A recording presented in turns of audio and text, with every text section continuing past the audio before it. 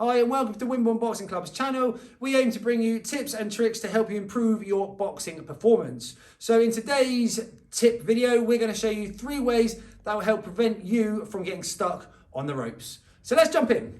Okay, so tip number 1 is basically just ring awareness or ring craftsmanship. And that is just knowing where you are in the ring at any given time.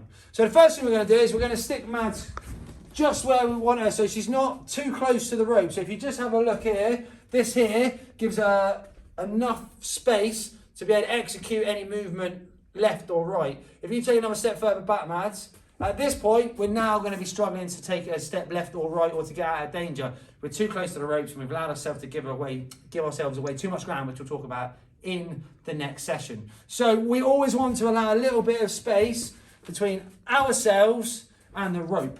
So in this ring, it's 12 by 12 inside. So there'll be bigger rings, which will allow you a lot more room. But in a ring like this, you've got to be really aware of the space and what's around you. Now, if, let's say, Mads was a bit more over here, she's still got the space now between her and obviously her back and the ropes.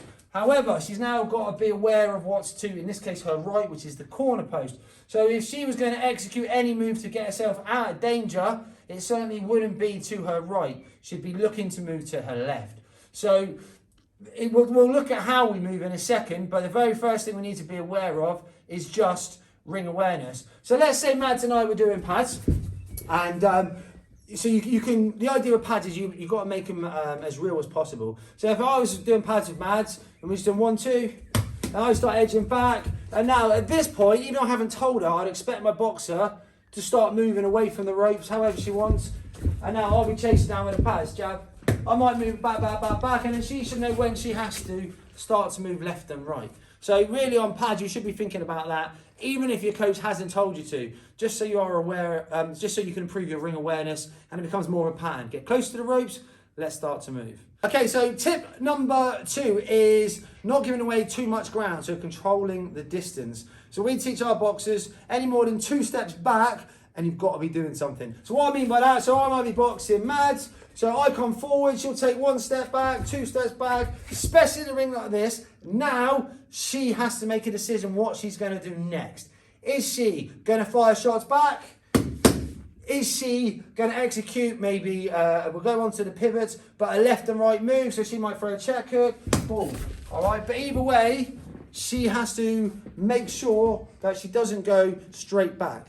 Okay, so that is controlling the distance, or at least not giving away too much ground. The problem is if I rush her and she gives away, even if I'm in the centre of a ring this big, if she gives away more than 2 steps, if she does 3 steps, boom, now she's in trouble. All right, she's not left enough space between her and the ropes to do anything other than hands up tight and have to box off the ropes. We will look at boxing off the ropes in a later video, but ideally we get ourselves away from that situation by staying off the ropes altogether. So one more time, it's all about not giving away too much ground. Okay, so in this case, she's going to go 2 steps back and then just check hook. So there, now she's got to execute something and off she goes.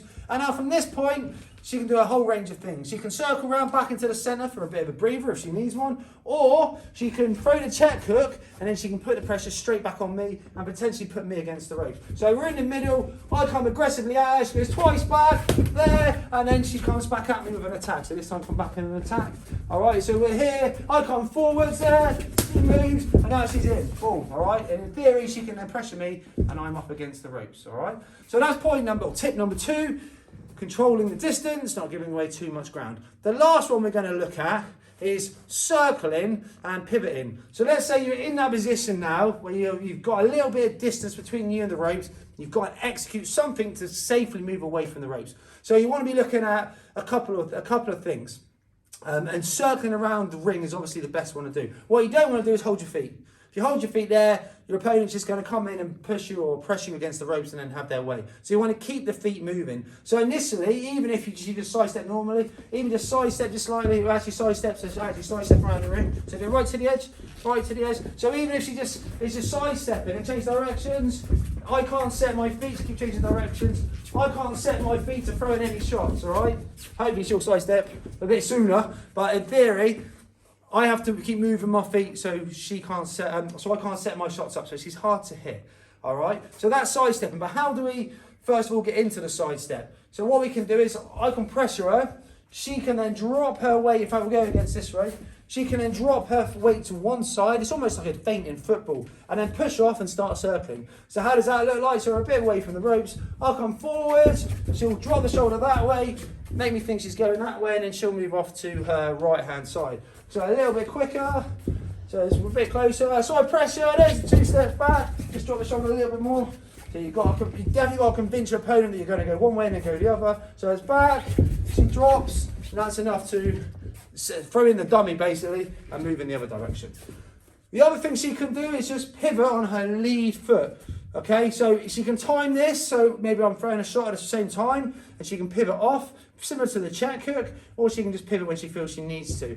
All right, but it's got to be timed right, so don't worry about throwing the check hook, she's just going to pivot. So whenever she feels she needs to, she's going to pivot on the front foot there, boom. All right, so you'll pivot around that way. So as I come towards her, she'll pivot. Just take a couple of steps back.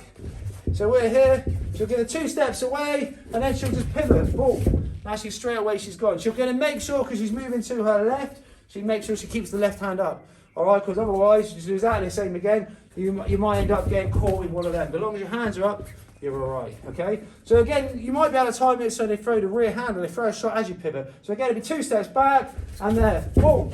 And you're gone, okay? Again, it's up to you whether you decide to then put the pressure back on or generally go for a walk and get a breather in. But ideally, we show a bit of flair by pivoting off the ropes, then we dominate by putting the pressure back on. So as a recap, 3 tips: ring awareness and ring craftsmanship. Number 2 was controlling the distance, not giving away too much ground. And number 3 was pivoting and stepping off and circling to avoid your opponent being able to set the feet and throw the shots. So I hope that's helped. If it has, please hit the thumbs up button, subscribe to our channel, and I'll catch up with you very soon.